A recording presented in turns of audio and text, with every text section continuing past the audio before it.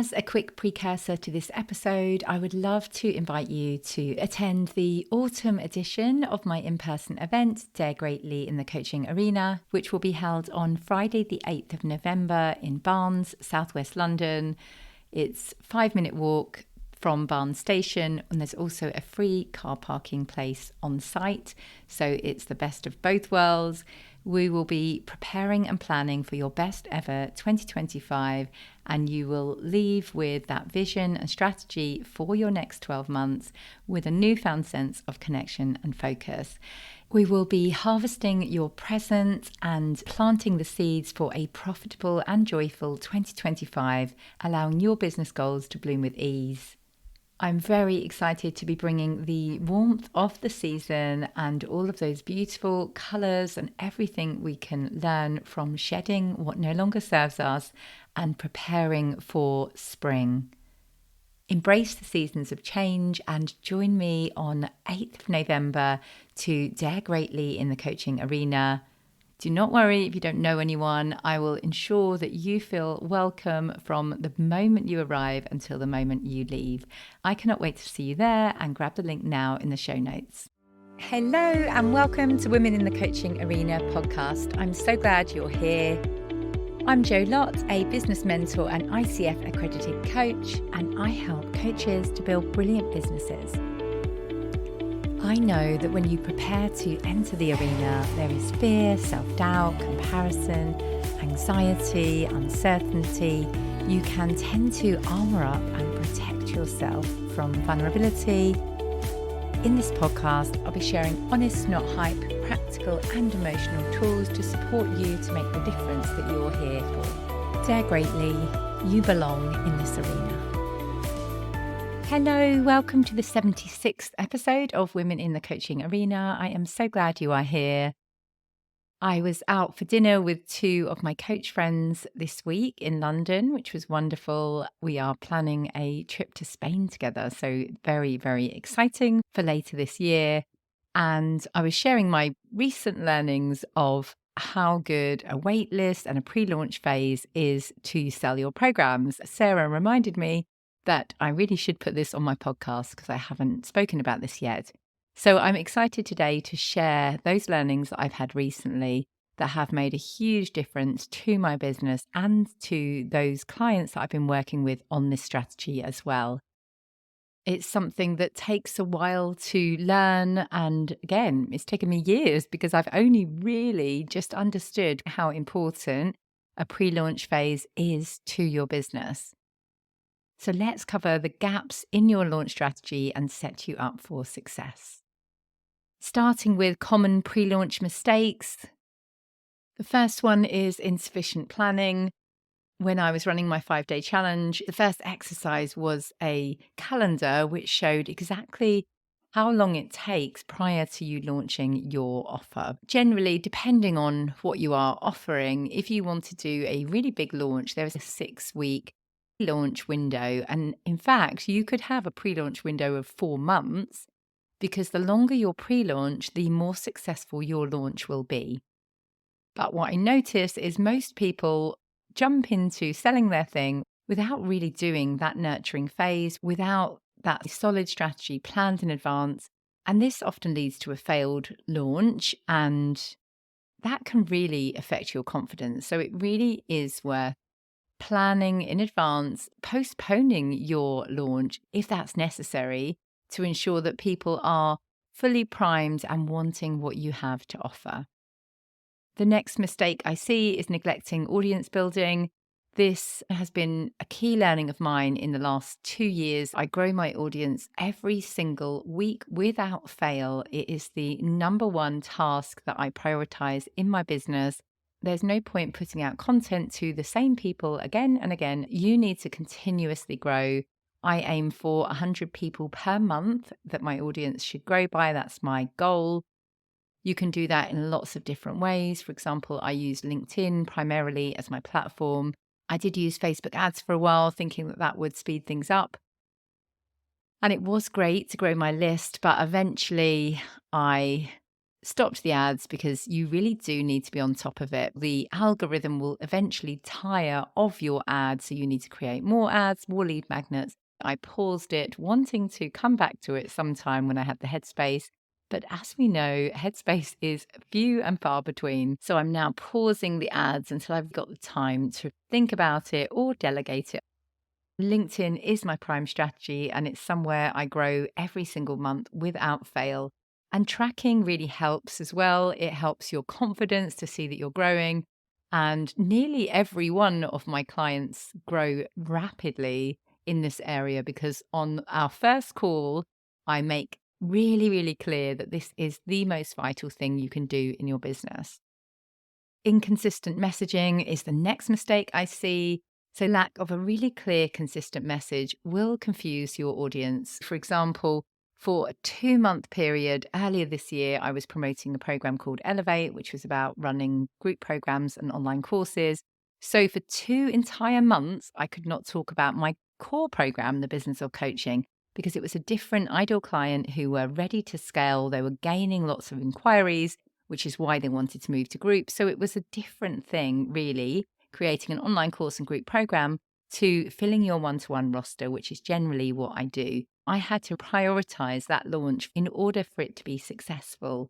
And often I notice people wanting to sell so many different things that they just won't prioritize the full period required for people to start clicking, oh, yeah, this is what she's doing now. This is what she's selling now. If you just do an odd post here and there about different things and just flying any old thing out there, they just won't get in their heads exactly what you're selling to who. So it's really important to have that annual plan and know exactly what you are selling when. Ignoring data is the next mistake. Not tracking those metrics will leave you unmotivated. The Atomic Habits book makes it really clear that we need to see rewards to continue that good habit. So if you are not noticing your success, for example, growing on LinkedIn consistently, you will not prioritize that task and you'll lose momentum thinking, oh, forget it. Everyone else is on 10,000 plus followers. I'm only on 100. But you really need to keep tracking that data to see your success month on month so you continue to grow. And a weak value proposition is the final mistake. So, really failing to communicate clearly the value and the transformation that your offer will provide. These 5 mistakes will severely impact your launch success, and you will be wondering why your amazing offer isn't selling. So, now I hear you ask, okay, what can I do about it? Let's move on to the importance of a pre launch phase. A pre-launch or launch phase involves a warming up stage around your offer. You want to build anticipation and buzz around your upcoming offer. It will establish trust and credibility with your audience. You can't just go on a date with someone and ask them to marry you. There is a nurturing process involved before you ask them to buy your thing or to marry you. This pre-launch phase also allows you to get people on board with your offer. Things like polls are really great. Ask for their insights and show that you value them. Build that two-way relationship. The pre-launch phase will also create a sense of being exclusive and urgency to buy. I was lucky to sell out my in-person event, which nearly every entrepreneur that I know that has hosted an in-person event says it's the hardest thing to sell because it's really hard to get people to commit to traveling, to spending a whole day traveling to your in-person event. And how I did it was by doing this pre-launch phase really well, by being able to say, I have 55 people on the wait list for this day, and there's only 30 spaces in the room. So that enabled me to sell out the event with just 2 emails to this tiny list of 55 people. It really does work. And I have held in-person events previously and not done this pre-launch phase. And it has been really hard to fill them and left me up until the day before thinking, is there anyone coming? Have I got enough people to fill this event? So it really does work. The final reason why this pre-launch phase is so important is because it warms up your audience and it makes them more open to your offer, especially if you have done the pre-launch phase well, got them involved, ensured that you created exactly what they wanted, ensure that you prioritize how important they are and listen to where they are at. If you've just started your business or if you just haven't really marketed consistently for a while, you can't just put a post out there saying, "Hi, I'm a maternity coach," for example. "These are the offers I provide." It's too soon without that trust and credibility that you build up through this pre-launch phase. So let's cover the key elements of a successful pre-launch. Firstly, a content strategy. You will want to develop valuable, targeted content to your absolute ideal client, addressing their pain points and showing your expertise, getting them involved, gaining engagement. So you're not at any point throughout at least a 2-week period before selling your thing, you are not saying, "Buy my thing." So for that minimum 2-week period in this initial pre-launch phase, you will just be gaining interaction. By the time you do put out your offer, the right people are seeing your content and engaging. The algorithm likes you because you have built engagement, built trust, not asked people to buy your thing, because those posts will always be less successful. The next thing you will want to do, like I mentioned earlier, is always be building your audience. Grow your email list if you have set one up, because an email list is way more important than social media. Like I mentioned, I didn't even promote my Dare Greatly event on social media. I just promoted 2 times to my waitlist. And the best thing was those people wanted to receive that email. So always think, how can I grow my audience? That may be borrowing other people's audiences, especially when you first start, because it does take a long time to show up consistently in order for people to connect with you and follow you. Relationship building is also important in this pre-launch phase. You'll want to engage through live Q&As. You might want to run a webinar, workshop, challenge, some sort of way of them getting to know you. Maybe you want to start a direct message campaign. You can have interaction with people. Social media alone is not an effective strategy. You are very unlikely to build your business just through posting on social media. It's often underrated how important it is to actually engage with others' posts in order for them to engage with yours. And also to take that next step. People are rarely going to see your content on social media and just buy straight away. Usually there will be a step like listen to your podcast, engage with your email list, come to your workshop, watch a free training. If you think about a staircase, social media is on the bottom of that staircase. Usually there are a few steps that they need to take before they get to the top of the staircase, which is have a discovery call with you and eventually buy your coaching. A teaser campaign is also fabulous. Doing behind the scenes of your upcoming offer, something exciting's coming. I remember I had a mentor once who said this pre-launch phase will add an extra 10K to any launch you do, even though I find this really annoying. And to be honest, I'd rather just say, here's what I'm selling.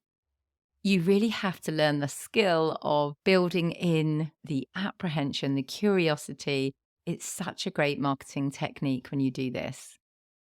Social proof is our next important part of a pre-launch. Sharing testimonials, case studies, results from anyone you've worked with, even if you haven't run this as a paid offer in this context before, think back to where you can find any social proof that can show that you are effective. So, for example, when I sold my Elevate offer recently, I didn't have any testimonials for that. So I just went through all of my business of coaching clients, figured out who had launched an online course or group program, and found the bits where they mentioned launch my group, launch my online course, and used those bits of the testimonials to really showcase that I can help with that. It's just that I haven't run this particular program before, which really specializes in that, but I have already got expertise. You also will have expertise. So really stop and think, if you haven't got any case studies or testimonials yet, get out there and think about how you can serve. I did quite a lot for free when I first started my business. I coached loads of MBA students for free to get the testimonials. I did a women's workshop of 10 women. So go out there and gain those testimonials. You can do this. The final one, which I've covered a little already, is the most important learning that I've had over the last 6 months is the waitlist strategy. I also used this strategy for my signature solution online course and gained 28 sales within 3 days of launching a waitlist. I had a 2-month pre-launch window for that signature solution. If you've set up an email list already, a waitlist is kind of similar. So you'll have some sort of sign up page they put their details into. That will then go to a thank you page. Thank you for signing up to the waitlist. They'll also get an email saying, thanks for joining the waitlist. I'll keep you posted when this program is ready. You have an active, captive audience who are wanting what you have. It enabled me to send 5 emails to this waitlist in a 3-day window, which I would never normally do to my main list because you'd feel like people are going to unsubscribe. Instead, these people have said, yes, I want to hear about what you're selling. It enabled me to really go big in my sales strategy, which is why it was so successful. You do need to give an incentive for joining your waitlist. No one's going to bother unless it's exciting. So I gave a coupon code for a discount, also offered a special bonus available to the waitlist only. Think really clearly about what is going to captivate their attention enough for them to bother joining your waitlist in advance. If people don't join your waitlist, that's sometimes a sign that your launch is not going to go well. Maybe you haven't got the audience yet. Maybe you haven't done enough nurturing yet. So it's a great way of just testing this idea. I know a lot of people do it, saying, I'm going to run this workshop if I have at least 10 people say that they're interested. So that's a great way of deciding, are you going to sell this thing? Are you going to create this thing? So think about and work on this strategy. There are a few ins and outs of ensuring that you've got the right emails and you're pitching it correctly. Every nuance counts. So don't slapdash this, because I have seen people look at what I've done and quickly try and do the same. And then I think, gosh, with a few tweaks, you would have had such a better result. So really put the time into thinking about that ideal client, what they want, what's exciting enough for them to sign up to, what sort of offer do they want, what sort of transformation, have you got the audience already? Really give this your time and attention. One of my mentors said to me once, this is the difference that can add another £10,000 to your launch. The other reasons why a waitlist is such a game changer is because it creates that scarcity and urgency. For example, I could go out there and say, I've got 95 people on the waitlist and I've got this bonus, which is available to 30 people. So that really drove people to take action quickly. You can also collect data about your customers. For example, for my Dare Greatly in-person event, on the automated email saying thanks for joining the waitlist, I asked them 3 simple questions like, what are your goals? What are your challenges? What would you want from an in-person day? That enabled me to message them back and forth, build a relationship, and also learn exactly what those themes were, which I could then build into the day. And that leads me on to my next point, which is the commitment. When people join a waitlist, they're more likely to follow through with a purchase because they've made a really small micro commitment towards you. You can also offer those early bird incentives. Some sort of fast action bonus works really well. It's a great way of gauging interest and predicting your launch success. It will give you so much confidence that you can definitely sell this thing, which is what it did for me. But also, if you don't gain that interaction, and I have had flopped launches before, then generally you might not be focusing on the thing that the client wants. All we can do is think you will win or you will learn, and use that data to think, okay, do you know what? They're really not that interested. Maybe they want something else. What is it that they want? So you may be thinking, this all sounds great, but how am I going to actually implement this to ensure that it happens this time? Because launching is extremely stressful. I have launched several times, and every single time it's a real emotional toll of, does anyone want what I have? And the consistent action, the showing up. There's so many elements of a launch that can really keep you stuck. So in September, I'm intending to do a 30-day program called Offer to Market in 30 Days. I will take you step by step through this launch process to effectively launch your offer. It is just a 30-day program. This is probably not for you if you've never put a post out, I mean, people have had huge success, I must say, that have done this program because it's built that consistent showing up habit. Emotionally, you need to be ready to take action because a launch is showing up and being visible for a full 30 days, absolute minimum. So, this is for you if you have started something, but maybe you're not really focusing on those money generating activities. You're perhaps just showing up occasionally and you know you really need to show up in a much bigger way. Or you have launched before and it hasn't been successful, and therefore you want to make damn sure you learn how to launch effectively. So, this is for you if you are ready to take action. We will start on the 16th of September, and you will find the sign up page in the show notes. And if you sign up quickly, just like I've talked about with the pre-launch bonus, you will gain my help well in advance of that 30 days. So you know you will be starting strong. You can work on your offer and send it to me for review. So you know you have everything you need. If you want to implement this waitlist strategy, then the 30 days is not going to be enough time to do that. So you will want to sign up quickly so I can help you with a waitlist strategy if you want to include that in your launch plan.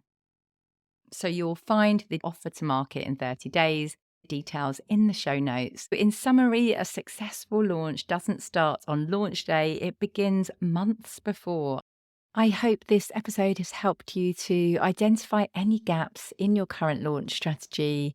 Like I've mentioned, if you want to be taken by the hand step by step with daily instructions and templates of exactly what to do each day for 30 days, then do join me in my program Offer to Market. I only run this once or twice a year maximum, and I do it live. So we are starting on Monday, the 16th of September. If you sign up prior to the 10th of September, you can use the frameworks you'll find immediately in the portal and then send me your offer, and I will do a detailed offer feedback for you and help you with anything that's going to get you in really good stead for our 30 days. That's all for today. I hope you found it helpful. And like I say at the end of every episode, trust yourself, believe in yourself, and be the wise gardener who keeps on watering the seed. Thank you so much for listening to this episode of Women in the Coaching Arena. I have a mass of free resources on my website, joannalottcoaching.com. That's Joanna with an A and Lott with 2 T's, joannalottcoaching.com. And I'll also put links in the show notes below. Let me know if you found this episode useful, share it with a friend, and leave me a review, and I will personally thank you for that. Remember to trust yourself, believe in yourself, and be the wise gardener who keeps on watering the seed. Get into the arena, dare greatly, and try.